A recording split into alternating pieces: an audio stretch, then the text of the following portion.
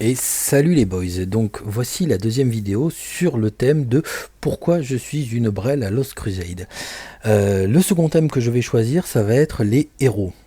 Parce que après avoir parlé des unités, pour moi, les héros, c'est vachement important. Parce que il y a une synergie évidente avec les unités. Et c'est pour moi un des facteurs fondamentaux sur le fait de gagner un combat ou pas. Donc je dis tout de suite, si tu choisis tes héros juste parce qu'ils sont fat et que c'est ceux qui ont le plus d'étoiles, faut pas s'étonner de prendre des retours. Parce que c'est vrai que les héros, oui, leur puissance est importante, mais vraiment ce qui pour moi est fondamental, c'est leurs compétences. Pour moi, il y a deux catégories de compétences. Il y a les compétences génériques qu'on retrouve chez beaucoup de héros, qui apportent un bonus, assez fiable, mais c'est pas ça qui retourne la game. Il y a ce que je vais appeler les compétences atouts, qui sont pour moi celles qui ont un effet très important sur le déroulement du combat et qui sont la clé d'une victoire dans une confrontation. Par exemple, voilà, l'esquive, la capacité de subir aucun dégât en fonction donc du niveau, il y a un pourcentage qui s'applique, là donc 16,5%. C'est des compétences qui peuvent avoir vraiment la capacité de retourner un combat. Parce que d'avoir 3 héros qui ont cette capacité d'esquive, bon donc 16 plus 7 plus 7, ça donne une grosse capacité de ne pas prendre de dégâts. Et c'est vachement important. Donc je prends l'exemple de l'esquive, mais c'est loin d'être le truc qui fait que tout le monde gagne. Parce qu'il y a bien sûr la compétence qui annule l'esquive, donc qui retire une capacité d'évasion à l'adversaire. Il y a d'autres compétences, il y a plein de compétences comme ça, je vais dire atouts, qui sont très importantes. Voilà, l'augmentation et réduction de vitesse d'attaque, c'est vachement important. Il y a la contre-attaque, donc quand tu te fais attaquer, la capacité de lancer une attaque alors que c'est pas ton tour d'attaquer, que voilà, tu n'as pas la vitesse d'attaque qui fait que normalement c'est à ton tour, et bam, grâce à ce talent, tu envoies une contre-attaque. Il y a le renvoi de dégâts qui est si tu subis des dégâts, hop, toi aussi t'en subis. Donc c'est vachement sympa. Il y a comme ça des compétences qui ont un effet très particulier.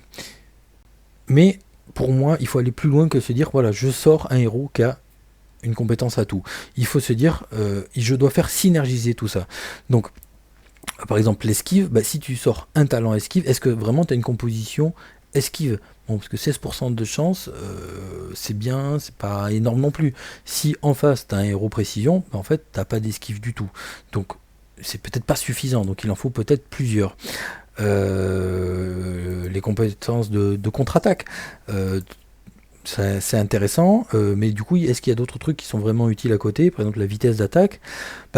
Finalement, tu peux dire, je m'en fous de la vitesse d'attaque parce que je vais adopter la vitesse d'attaque de mon adversaire. Quand il va m'attaquer, boum, j'ai une chance de renvoyer de contre-attaquer. Donc je gagne une attaque gratuite, peu importe ma vitesse d'attaque. Ça peut être intéressant de penser comme ça. A l'inverse, la perturbation orbitale, qui elle est un talent qui ne peut proc que quand toi tu attaques. Donc là, il y a deux optiques. De se dire, j'ai perturbation orbitale, mais le taux maximal, alors bon courage pour avoir un Calgar taux maximal, mais voilà, ça se joue donc entre 20% et 18%. C'est bien, c'est pas ouf. Est-ce qu'il me faut un héros perturbation? Est-ce qu'il m'en faut deux? Tu vois, c'est sur les attaques. Donc, quelles sont les façons d'avoir des attaques? Peut-être d'avoir plein d'unités différentes, donc faire appel à toutes les unités, voire parfois à des unités de niveau inférieur pour générer des rounds. Donc tu fais appel à des petits T1, T2, T3, T1, comme ça tu génères des rounds d'attaque et tu donnes des chances de proquer ta perturbation orbitale. Donc il y a ça, il y a la vitesse d'attaque. Donc soit accélérer la mienne, soit ralentir celui de l'ennemi. Donc j'ai des rounds d'avance, donc j'ai plus de rounds, donc je peux faire proquer plus ma perturbation orbitale, ou la précision. Finalement, ouais, j'attaque, mais si l'autre esquive tout, est-ce que vraiment je fais des hits? Non. Donc il y en a qui vont dire ouais, je préfère la vitesse d'attaque, moi je préfère la précision. C'est à réfléchir, c'est toi qui vois, et si tu ne réfléchis pas quand tu fais tes compos, tu vas droit dans le mur, tu vas te faire sortir. Donc pour moi, quand tu choisis tes héros, il faut vraiment se dire pourquoi je le prends. je prends ce talent parce qu'il va synergiser avec tel truc. Je prends ce héros parce qu'il donne tel buff ou telle capacité à mes unités et c'est important. Voilà, et donc il faut se dire, est-ce que les talents, je veux dire, à tout mettre de ma compo, est-ce qu'ils ont un pourcentage suffisant de proc? S'ils l'ont pas, quels facteurs peuvent aider à ce que ça proc plus ou mieux? Voilà, donc il faut toujours se dire... pourquoi je choisis ces héros, parce que juste se dire c'est celui qui a le plus d'étoiles, bah, c'est naze et ça marche pas vraiment. Voilà, ça me fait rebondir sur le sujet de la vidéo précédente. Les buffs d'unité, c'est vrai que pour moi, il faut qu'il y ait une logique entre les buffs d'unité, les talents que tu choisis et les unités que tu alignes à côté. Voilà, on a pris l'exemple de la perturbation, mais c'est pas le seul. C'est vrai que pour moi, il faut que tu saches arbitrer entre est-ce que, vu que je génère beaucoup de buffs, est-ce qu'il serait pas approprié de mettre tel genre d'unité?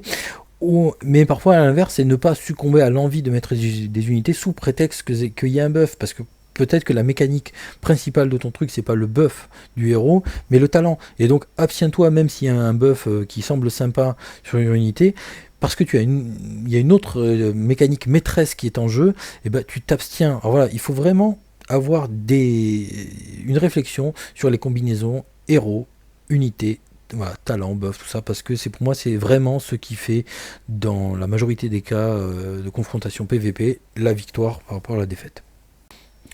Voilà, par contre après pour moi on peut pas parler vraiment des héros sans avoir évoqué l'équipement. L'équipement c'est quand même vachement important.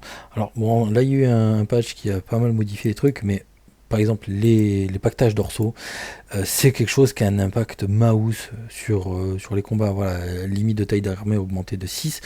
Tu en construis 3 sur ta compo principale, 18% de taille d'armée en plus. Si tu arrives à les bénir, donc c'est plus 6 mais 8%, donc ça fait 24% de taille d'armée en plus. Enfin, c'est énorme.